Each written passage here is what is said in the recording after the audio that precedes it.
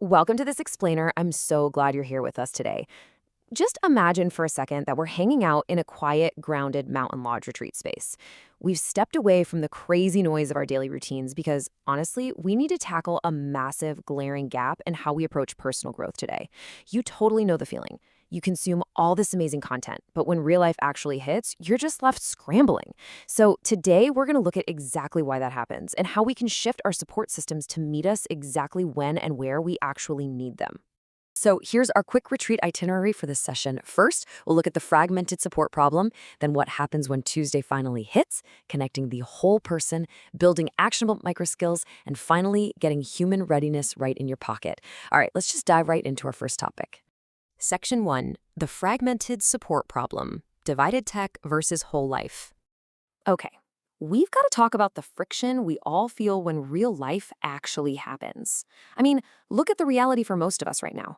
One app tracks your sleep, another gives you a meditation, another one stores your journal, another manages your tasks, another gives you AI, and yet another teaches you a whole course. Guys, it's completely ridiculous when you really step back and think about it. You don't experience your stress in one neat little category and your decisions in another. You don't experience your habits in one place and your relationships somewhere else. It is all one life. But our technology basically demands we fragment ourselves into these little digital pieces. So what if we change this starting point entirely? Instead of a crisis hitting and your very first thought being, oh no, which app do I need right now? What if your support system simply asked, what is happening right now? That changes everything, doesn't it? It brings everything you need to work through a moment into one single place, supporting real life while real life is actually happening. Moving on to Section 2, when Tuesday finally happens, the moment of need gap. Here's the harsh truth. Most personal development happens way after the fact. I mean, think about it. Months ago, you attend the course. You watch the video. Weeks ago, you read the book. Yesterday, you meet with the coach. You feel great, right? And then, today, Tuesday happens. Someone sends that really frustrating message. You're about to say yes when you really, really mean no. You're overwhelmed. You literally cannot organize what is happening in your head.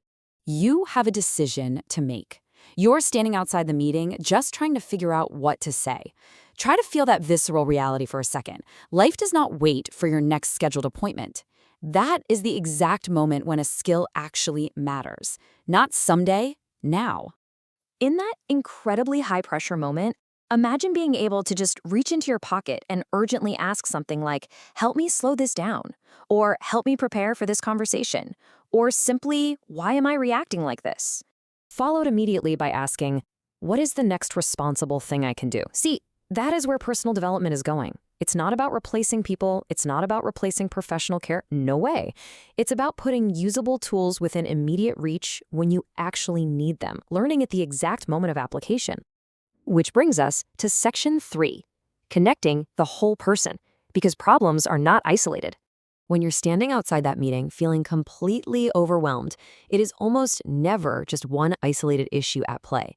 We so often treat human problems as totally separate, like a work problem over here, an energy problem over there, but people just don't work that way. Poor sleep can entirely change how you communicate. A difficult relationship affects their concentration at work. Overcommitting totally drains your energy. Fear constantly disguises itself as urgency, and a lack of clarity, well, that often just looks like procrastination. Sometimes the problem you think you need to solve isn't the real problem at all. Like, sometimes you don't need more discipline, you literally just need rest. Sometimes you don't need motivation, you just need clarity. Our support has got to look at capacity across the whole person. Section 4, building actionable micro skills, learning at the moment of application. If the problem is that our challenges are all interconnected and hit us all at once on a random Tuesday, the solution is definitely not taking another 5-hour video course, right? We already have more information than any generation in history. Enter the microscale.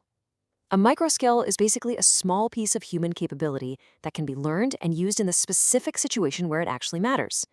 Think about things like simply pausing before answering, or asking one clarifying question, separating a fact from an assumption, or maybe just preparing one single boundary sentence. And here's how you actually build that capacity. Step 1, you spend just 3 minutes learning the skill. Step 2, you use it 10 minutes later in your actual life. And step 3, you return and ask, what happened when I tried it? So the crucial point here is that the learning finally leaves the screen. It enters your life. That cycle of trying and reflecting is exactly where static information transforms into dynamic, usable capacity. And this radically reimagines accountability. The old paradigm is all about completion. You know the drill. Did you do the task? Check. Or missed it? Oh no, streak broken. That is a totally shame-based system. But human behavior is way more complicated than checking a box. If you didn't follow through, we need to know why. Was the step too large? Did fear show up? Were you just completely exhausted? The human readiness approach shifts this entirely to notice, understand, choose, try, return, review, adjust. Because good accountability shouldn't shame you. It should help you understand yourself so you can choose a better response next time. Section 5. Human readiness in your pocket. Enhancing human agency, not replacing it. Let's clarify exactly what this technology is meant to do, and importantly, what it is definitely not meant to do. First off, it has to remember you. One of the strangest things about digital wellness right now is how often we have to start from scratch. We're constantly being asked, who are you? But growth happens across time. Maybe 3 weeks ago, you were working on saying no without over-explaining, and yesterday, that exact pattern showed up again. That matters.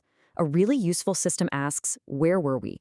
It remembers your goals, your patterns, your decisions, and what actually worked so you can continue your journey instead of constantly hitting restart.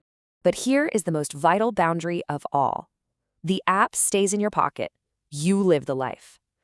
The goal of AI-powered wellness is never, ever to make you dependent on the technology.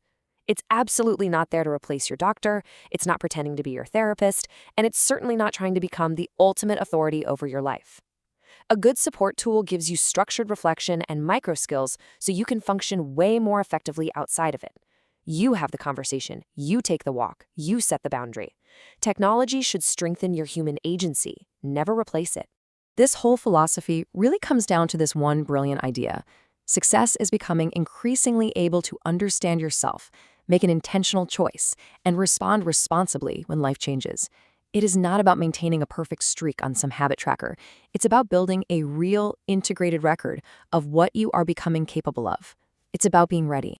So I'll leave you with this one final provocative thought.